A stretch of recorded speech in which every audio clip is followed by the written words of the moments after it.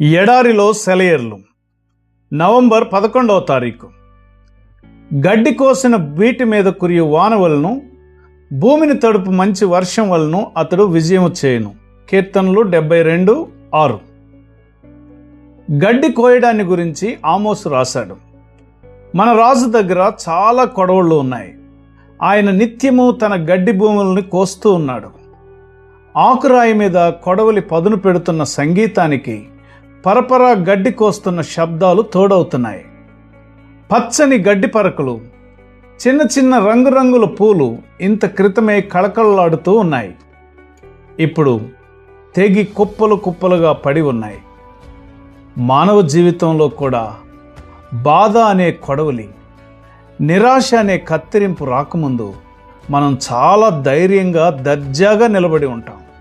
అయితే పట్టు తివాచీ లాంటి పచ్చిక పెరగాలి అంటే ప్రతిదినం ఆ గడ్డిని కోస్తూ ఉండడమే మార్గం. దేవుని కొడవలి మన మీదికి రానిదే మనలో వాత్సల్యం, సానుభూతి, గంభీరత రావు. దేవుని వాక్యం ఎప్పుడు మనిషిని గడ్డితోనూ, అతని మహిమను గరిక పువ్వుతోనూ పోలుస్తూ ఉంటుంది. గడ్డి కోసినప్పుడు దాని లేత పరకలన్నీ తెగిపడి ఉన్నప్పుడు, పూలు పూసిన చోట అంతా సర్వనాశనం తాండవమాడినట్లు అనిపించినప్పుడు, అదే మెత్తగా వెచ్చగా వాన చినుకులు పడవలసిన సమయం.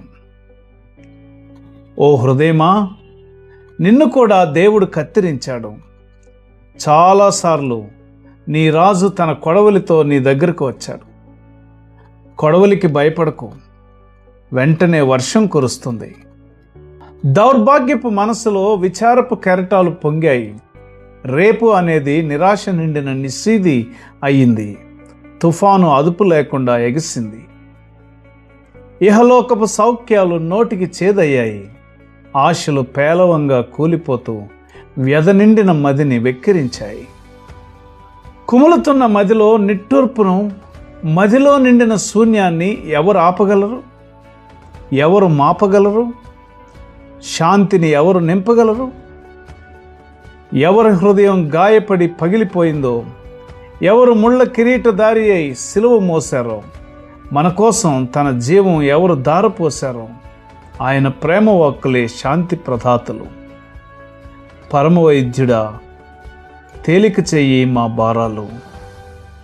శాంతిని, నీ శాంతిని మాలో స్థాపించు. తెల్లారేదాకా నీతో తిరగని, నీడలు పోయేదాకా మాకు నీడగా ఉండు. దైవాశీస్సులు. దేవుడి దినమంతా మీకు తోడై ఉండునుగాక. ఆమేన్.